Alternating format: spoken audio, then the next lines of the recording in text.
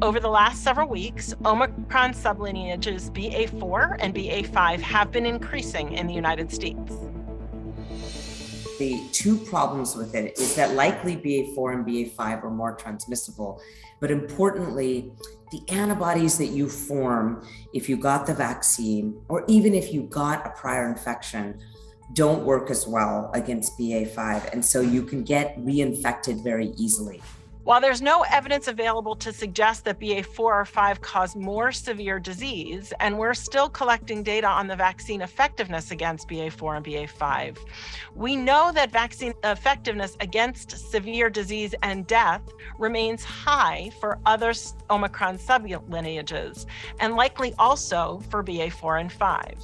So staying up to date on your COVID-19 vaccines provides the best protection against severe outcomes. There was a recent report from the largest healthcare system in South Africa called the Discovery Healthcare System that showed that 2 doses of the vaccine, the Pfizer vaccine, were 87% protective against hospitalization from BA.5. So we absolutely know that severe disease, the vaccines are still protecting us against that particular problem, which is the worst problem. We encourage all Americans to get vaccinated if they haven't already. Americans age 5 and above should get their first booster shot after 5 months after their initial vaccination. And for people who are 50 years of age or older, you are eligible for your first booster or second booster wherever you are in your vaccination schedule. If you've not gotten a vaccine shot this year, go get one now.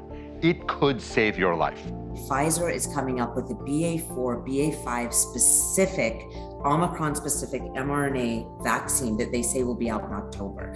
Moderna has promised a BA.4, BA.5, but they're calling it bivalent. October is a time when we're going to get Omicron-specific, subvariant-specific vaccines. So the question is, what do we do in August? Do we wait for the Omicron-specific vaccines, or do we boost now? So the way that I would think about it is if you're over 60, I would go ahead and get your 4th shot or your 2nd booster.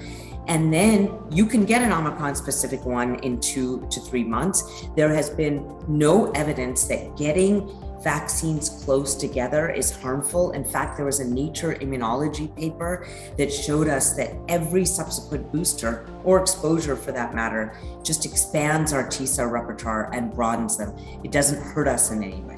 So you can get one now if you're waiting for the Omicron-specific subvariant vaccine in the fall. If you are healthier and younger, is probably prudent and kind of masking to keep yourself away from the reinfections, because then you're going to get antibodies that are tailored towards the circulating subvariant. We have highly effective treatments that work against BA.5, including Paxlovid.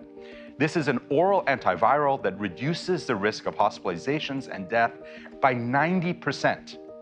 And if you test positive in the days and weeks ahead, please consult your healthcare provider about your eligibility for treatment. Or please visit covid.gov to find a test to treat location where you can get tested and treated all in one place. Treatments can save your life. Now, vaccines and treatments will help prevent serious illness and death. We also need to make sure we reduce the spread of illness. And we have several tools that help do that. That means all those preventative measures, if you want you to prevent yourself from getting it, are all still in play and they all still apply. That's really good fit and filtered masks inside, ventilation if you are inside, and testing essentially if you are going to be around someone vulnerable, for example, or if you've been exposed to someone.